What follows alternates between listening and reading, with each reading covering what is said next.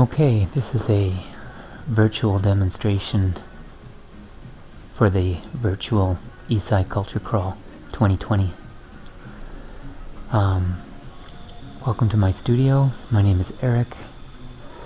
This is how it looks today.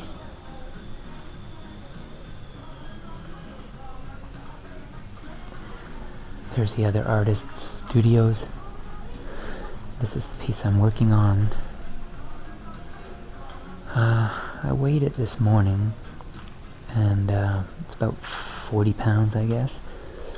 It's got a very thin layer crust on the outside. The truth is, I don't quite know what it is yet. I think I see a living creature there somewhere. Maybe a snout or a beak up on the right side. Beginnings of an eyeball behind that.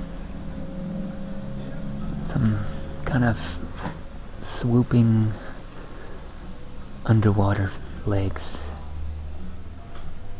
at the bottom. Okay, so we're gonna mix up a batch of resin mortar. Don't need much water. Okay, that's about a cup and a half. Now, we got our bag of cement here. Oh, it's heavy.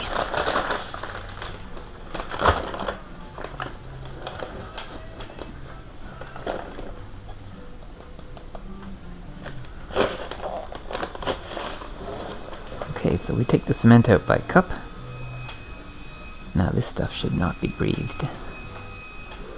So wear a mask, unless you're an idiot, like me.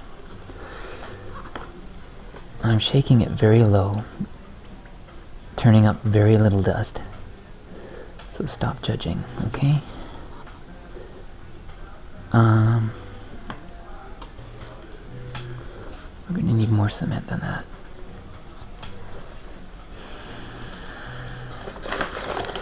Another cup's worth at least, probably two. Alright, whoa, spilling. More spilling. Okay, there we go.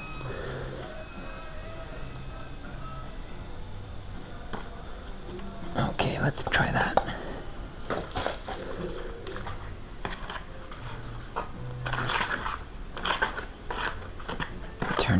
Turning.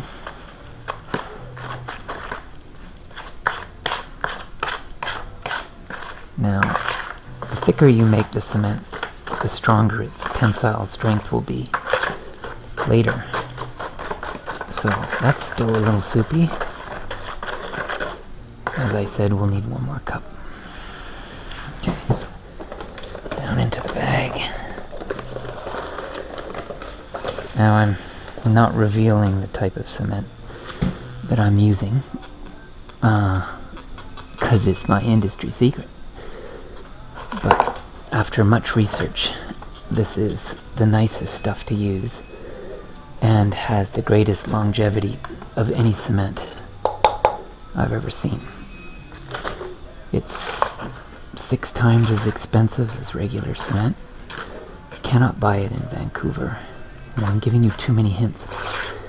There's tiny little hairs of fiberglass in there, which should also not be breathed in. It's super fine, super tiny hairs of fiberglass in this. Oh, it's nice.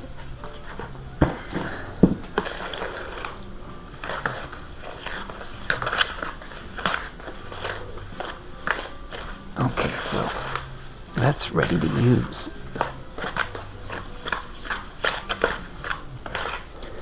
And you have to keep it moving or it sets up. But also, it's important that your surface is damp. And this is pretty damp because I've sprayed it like 5 times this morning. But we'll give it one more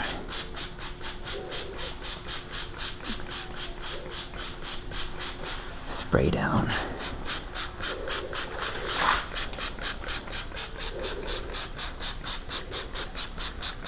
when I'm done, I'm going to let it sit for a bit, harden up, and then I'm going to cover it with a plastic bag.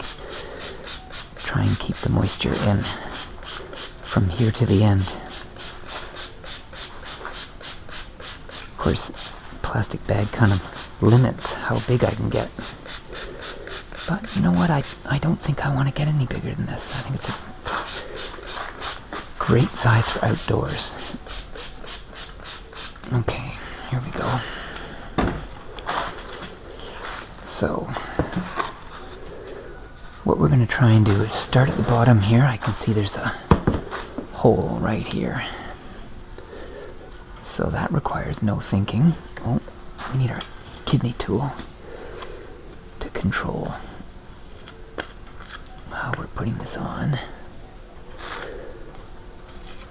Try not to drop cement. Now, before I started today, off camera, I cleaned this entire table of all hard drops from the last coat, so that if cement does fall onto this table, I can just pick it up and use it and not waste it.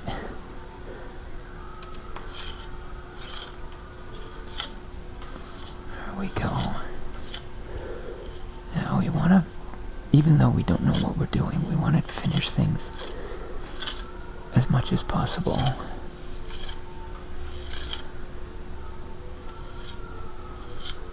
And then hopefully something will reveal itself today, because it's getting a little late in the sculpture to be wondering what it is. Usually you should have kind of a plan, but this one was unplanned. It was more about the engineering, I guess. I wanted a vertical sculpture. I wanted it to be a certain size. And I wanted to make sure that it would be designed in such a way that A, it would be like super tough, last forever, and B, there wouldn't be any spots where rainwater would collect and start to break down the hard shell I'm putting on here.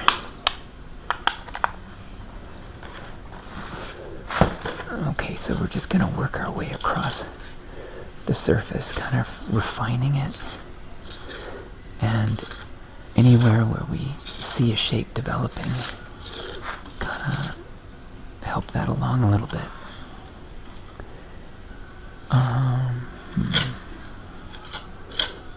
Okay, so a bit more refining. Oh yeah. This stuff is so nice. It's smooth like clay, and it stays where you put it.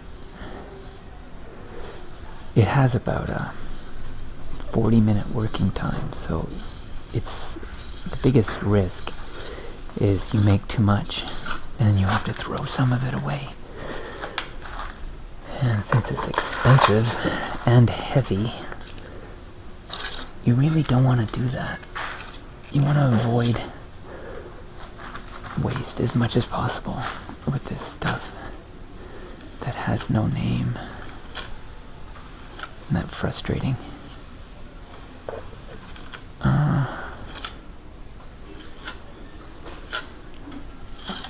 Now, as I go along, I'm going to get to a certain point where I'm happy with the direction it's going, and then I'm going to introduce these.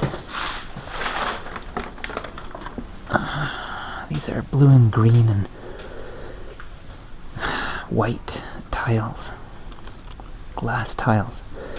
So I'm going to embed them in the surface in a pattern,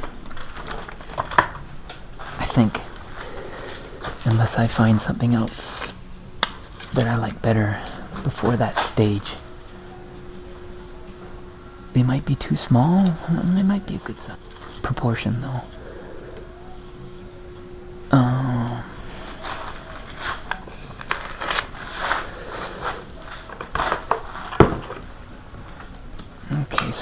all I'm doing at this point is filling in holes that were made by the first layer. Trying to level out the surface, introduce lines that may suggest something in the future or may have to be erased. So you don't want to make them too dramatic, just enough to say, oh yeah, there's a line there. Do I want to keep it?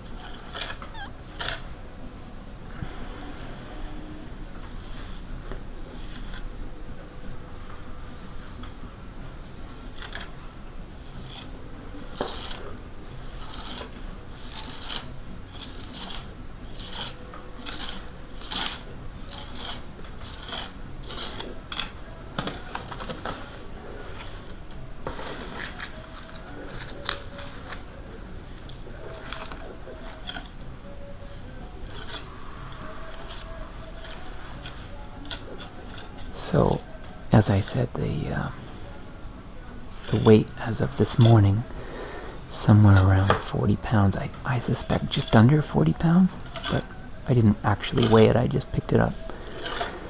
So, if that's accurate, then I guess I'm shooting for a finished weight of about 65 pounds, so that I can easily lift it and put it in my car, set it on hockey pucks.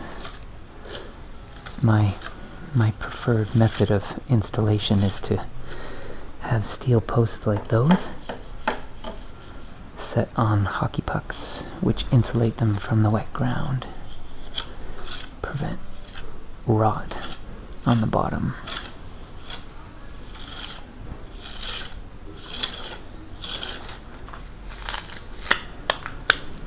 Okay, now this is starting to harden up, so I've got to keep it moving like a cement truck. Keep turning your cement.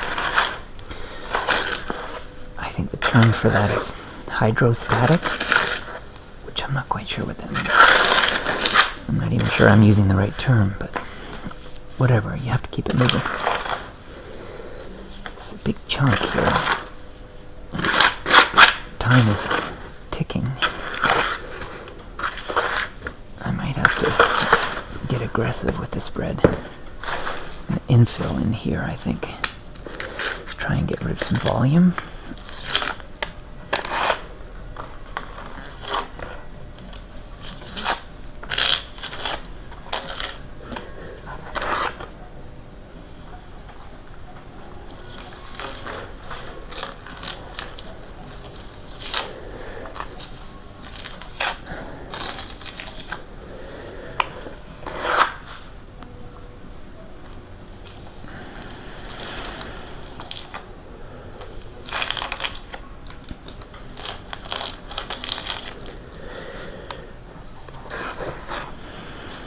So, if you have questions other than the name of this product, do your own research. Feel free to email. You can find my email on the Culture Crawl page. And if you're on my Culture Crawl page, please visit the 3D model of my studio.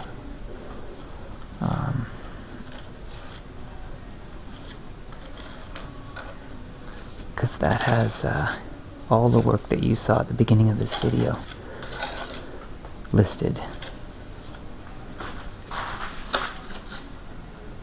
Okay, so more infilling. Getting rid of holes.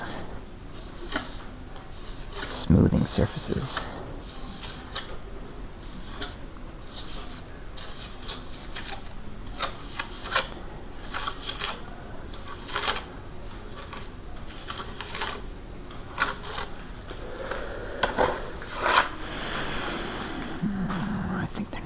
bump here. Oh, no, no, no, no, no, no. I need to do a bump here to match this eyeball right here. Yeah. I saw this morning. Just enough to suggest an eyeball that's somewhat even with this one.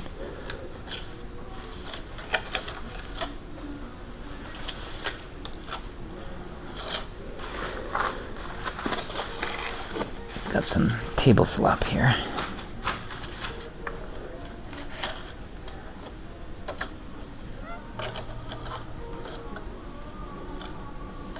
Okay. Now let's see how that compares. There's a bulge there, there's a bulge there, there's a bulge here, and there's not really a bulge here. Okay. Let's do that balanced.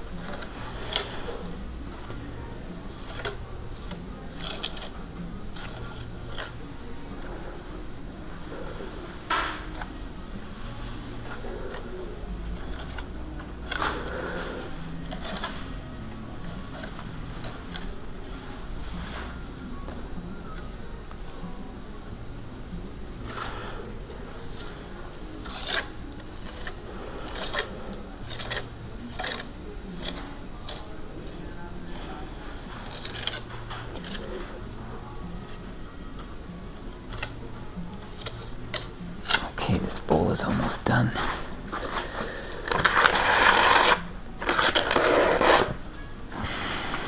Yeah, I'm in a lump here.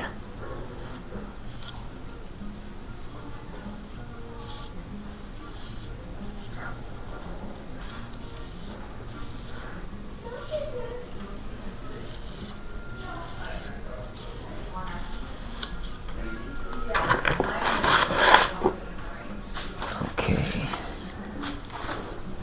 Almost finished.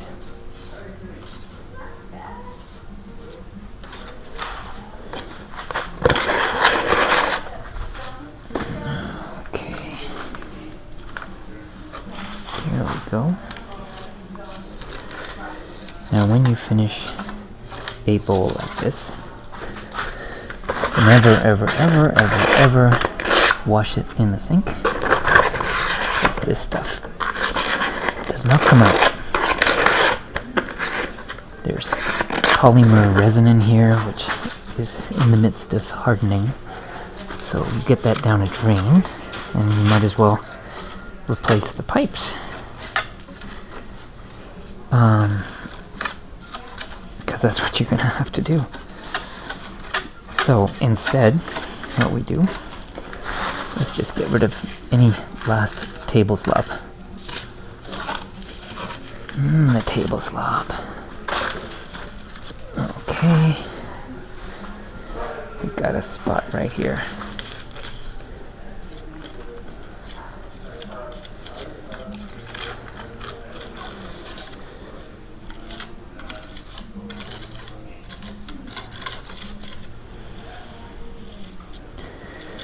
So I think I'm going to end it. Oh no, let me just do a quick demo on how to clean your cement bowl. So scrape it out, all excess. Then get all your table slop up. Then grab a piece of paper towel. Dunk it in some clean water. And clean off your tools first. Let the tools drip into your empty bucket. Dirty kidney tool. Okay. Then once that's totally spent, grab another one. The kidney tool is pretty clean. My trowels, well, it wasn't great to begin with, but is what it is. Okay. So, use the paper towel to lift as much of this as you possibly can. Then get a fresh one, nice and damp.